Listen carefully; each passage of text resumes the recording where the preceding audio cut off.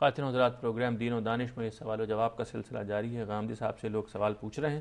ایک سوال یہ کیا گیا تھا کہ کار لیزنگ جو ان دنوں بینکوں کے ذریعے سے ہوتی ہے، آپ اسے کیسے دیکھتے ہیں؟ انہوں نے اس میں اسلامی بینک کی شرط لگائی، کسی بھی بینک سے اگر آپ کرتے ہیں تو اس میں کوئی حرج کی بات نہیں ہے۔ اصل میں سود کے بارے میں یہ سمجھ لینا چاہیے کہ وہ ان چیزوں میں ہوتا ہے جو کنزیومیبل ہیں، جو صرف ہو جاتی ہیں۔ استعمال کی چیزوں میں سود نہیں ہوتا، یہ کرایہ ہو جاتا ہے، تو اس میں کوئی حرج کی بات نہیں۔ ٹھیک ہے۔ اچھا غم صاحب، ہمارے پاس کچھ جو ریکارڈڈ کالز ہوتی ہیں ان میں سے کچھ ایسی ہیں جو سمجھ میں نہیں آتی ہیں صحیح طرح سے، تو وہ ہم نے پھر اس کو جیسے سمجھا ہم نے لکھ لیا، آپ کے سامنے رکھتے ہیں۔ غیبت کیا ہے؟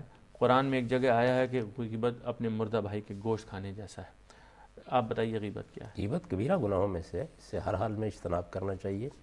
غیبت کا مطلب یہ ہے کہ آپ اپنے بھائی کی کسی برائی کا اظہار اس کے پیٹھ پیچھے کرتے ہیں، آپ نہیں چاہتے کہ اس کو اس کی خبر ہو، اور آپ جس شخص کے سامنے اس کا اظہار کر رہے ہیں آپ چاہتے ہیں کہ اس کی نگاہ میں اس کی تحقیر ہو، اس کی برائی اس تک پہنچے۔ یہ چیز ہے جو غیبت کو غیبت بناتی ہے، اور جب یہ اس نقطہ نظر سے کی جاتی ہے تو ایک بڑا گناہ بن جاتی ہے۔ مختار زیدی صاحب نے آپ سے پوچھا کہ میں ایک ریٹائرڈ ملازم ہوں، میری ذریعہ آمدن میری پینشن ہے، مجھے اس پر جو منافع آتا ہے میں اس پر زکوٰۃ دیتا ہوں، کیا مجھے اصل رقم پر زکوٰۃ دینی چاہیے؟ جب ان کو یہ پینشن ملتی ہے تو پینشن کے اوپر تو پیداوار کی زکوٰۃ عائد ہوگی، اور پیداوار کی زکوٰۃ کا مطلب ہے کہ جتنی پینشن آپ کو ملی ہے میری رائے کے مطابق اس پر 10% آپ کو زکوٰۃ دینا ہوگا۔ یعنی غالباً وہ تو شاید 2.5% دیتے ہوں گے، لیکن آپ سمجھتے ہیں کہ یہ اس پر 10% زکوٰۃ بنتی ہے اگر وہ منافع دیتے ہیں تو پھر اس کو پیداوار کی زکوٰۃ اس پہ عائد ہوگی۔ اور اگر وہ سمجھیں اس کو کہ بھئی وہ مال ہے تو پھر پوری پر دیں 2.5%۔ نہیں، پھر تو یہ ہوگا کہ جب ان کے پاس وہ آئی، انہوں نے اس کو خرچ کیا، پھر سال میں اگر کوئی ان کے پاس بچت ہے تو اس کے اوپر زکوٰۃ عائد ہوگی۔ ہمارے ہاں عام تو نقطہ نظر یہی ہے لوگوں کا۔ ٹھیک ہے۔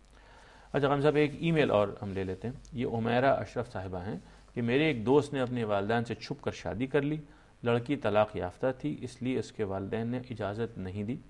انہوں نے چند دوستوں کو اس نکاح کے بارے میں بتایا، انہوں نے نکاح نامہ رجسٹر بھی کر لیا، لیکن مولوی صاحب نے نکاح نہیں پڑھایا، کیا یہ نکاح جائز ہے؟ یہ بات کہ یہ ایک قضیہ ہے، جب تک فریقین کے بیانات نہ لے لی جائے اس کے بارے میں کوئی رائے نہیں دی جا سکتی، لیکن نکاح کے بارے میں اصولی بات بتائی جا سکتی ہے کہ وہ علانیہ ہونا چاہیے۔ رجسٹریشن نہیں ہوئی، ایسا معاملہ نہیں ہوا، تو اس کا مطلب یہ ہے کہ اب یہ قضیہ بن گیا ہے۔ اگر اس کے بارے میں کوئی حکم ہوگا، کوئی ثالث ہوگا یا کسی عدالت میں معاملہ جائے گا، وہ حالات کے لحاظ سے فیصلہ کرے سبھی گا، فریقوں کی بات اس سن کو کے مانا بھی جا سکتا ہے اور اس کو کالعدم بھی قرار دیا جا سکتا ہے۔ تو نکاح کا معاملہ ایک نازک معاملہ ہے، اس میں یہ کوشش کرنی چاہیے کہ یہ علانیہ ہو، ٹھیک، یعنی کھلے عام ہو، کھلے عام ہو، ہر شخص کو معلوم ہو۔ نکاح نام ہی اس چیز کا ہے کہ وہ خفیہ تعلق نہیں پیدا کیا جا رہا، بلکہ علانیہ ایک مرد و عورت یہ فیصلہ کر رہے ہیں کہ وہ میاں بیوی بن کے رہیں گے۔ یہ چیز ہونی چاہیے، بس اس کے بعد شریعت کا تقاضا پورا ہو جاتا ہے، باقی قانون کے تقاضے ہیں۔ یعنی یہ کہ مولوی صاحب ہیں یا انہوں نے رجسٹر کرنا ہے، یہ معاملے یہ قانونی تقاضے ہیں، اس کا نکاح کی حقیقت سے کوئی تعلق نہیں۔ نکاح کی حقیقت یہ ہے کہ مرد و عورت نے علانیہ یہ کہہ دیا ہے کہ آج سے وہ میاں بیوی ہیں۔ ٹھیک ہے۔ السلام علیکم، ایک ریکارڈڈ کال لیتے ہیں جناب۔ کہ ایک آدمی کسی کے پیسے دینے ہیں اس کے پاس نہیں ہے، اور وہ اس وجہ سے جھوٹ بول رہا ہے کہ میں آپ کو کل دے دوں گا یا مہینے کے بعد دے دوں گا۔ اس کو یہ خوف ہے کہ اگر میں نے اس سے سچ بولا تو مجھے میرے خلاف پرچہ ہو جائے گا یا میرے خلاف اور کوئی ایسا مسئلہ ہوگا، تو اس کے متعلق میں پوچھنا چاہتا جناب۔ میرے خیال میں تو ان کو سچائی سے کام لینا چاہیے۔ میرا احساس یہ ہے کہ جو لوگ اس طریقے سے جھوٹ بولتے ہیں وہ وقتی طور پر کچھ ریلیف حاصل کرتے ہیں، لیکن وہ بڑی مصیبتوں میں پھنس جاتے ہیں، اور پھر اس رسوائی سے دو چار ہوتے ہیں کہ جو اگر وہ سچائی کے ساتھ معاملہ کرتے تو انہیں کبھی اس سے دو چار نہ ہونا پڑتا۔ سچی بات کہیے، اپنی معذرت پیش کیجئے۔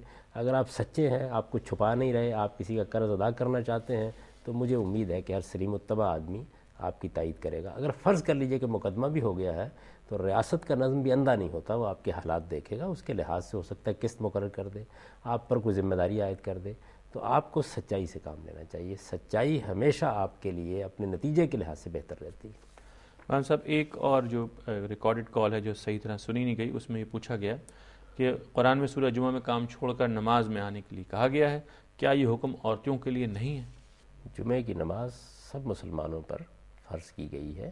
عورتوں کو جو استثناء حاصل ہے وہ یہ ہے کہ اپنے مخصوص حالات کی وجہ سے اگر وہ مسجد میں حاضر نہیں ہو سکتی تو وہ اپنے ہاں ظہر پڑھ لیں گی اس موقع پر، لازم نہیں ہے ان پر، لیکن اگر وہ پڑھیں، مسجد میں آئیں تو یہ بڑی پسندیدہ چیز ہے۔ رسول اللہ صلی اللہ علیہ وسلم نے بہت ترغیب دی عورتوں کو کہ وہ جمعے میں عید میں مسلمانوں کی اجتماعیت کے ساتھ مل کر دعا میں شریک ہوں. یہاں تک آپ نے فرمایا کہ بعض عورتوں نے کہا کہ ہمارے لیے تو ایسے ایام ہوتے ہیں جن میں نماز نہیں پڑھنا ہوتی, تو آپ نے فرمایا کوئی حرج کی بات نہیں, تم دعا میں شریک ہو جاؤ آگے.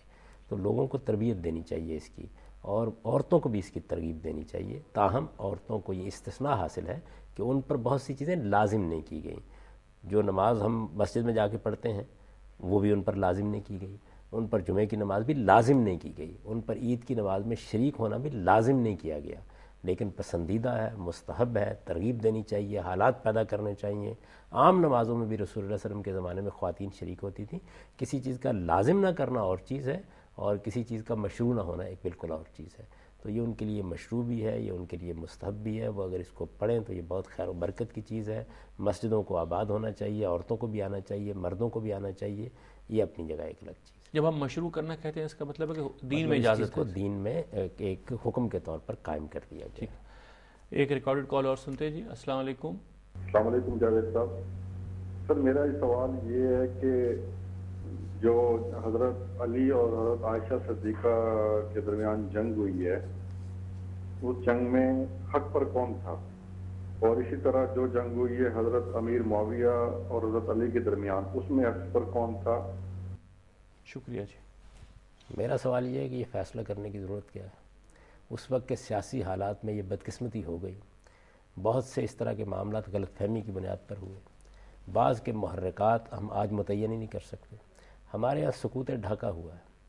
ہمارے یہاں بہت سے واقعات اب سے کوئی 10-15 سال پہلے ہوئے ہیں, ان کے صحیح محرکات, ان میں کون حق پر تھا کون باطل پر تھا, اس کو طے کرنا بہت مشکل ہو جاتا ہے. تو ایک چیز ہمارا دین ہے, دین ہمارا قرآن و سنت میں ہے, اس میں حق و باطل کے فیصلے ہمیں کرنے ہوتے ہیں.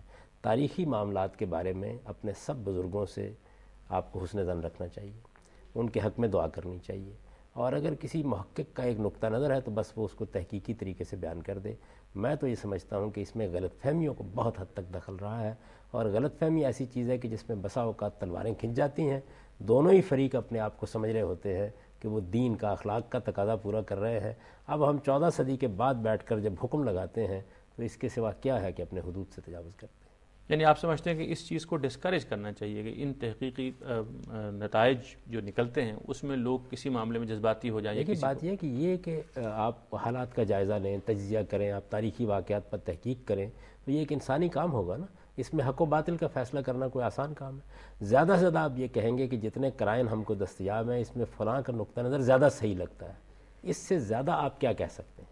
آپ کے پاس کوئی قرآن و سنت کی نص تو موجود نہیں ہے. تاریخی واقعات ہیں, لوگوں نے بیان کیے ہیں, اس کی جو کچھ بھی تصویر بنتی ہے وہ انہی تاریخی واقعات سے بنتی ہے.